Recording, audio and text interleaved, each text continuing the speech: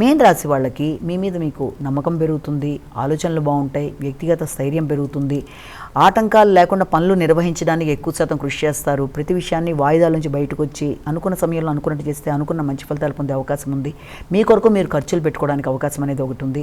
అనవసరమైన పెట్టుబడుల కొరకు అనవసరమైన ఆలోచనలతో కొత్త వ్యక్తుల్ని నమ్మి ఆర్థికంగా మీరు నష్టపోకుండా తగిన విధంగా ఆలోచనలు చేస్తూ ముందుకు వెళ్ళవలసిన అవసరం అయితే ఒకటి కనబడుతుంది.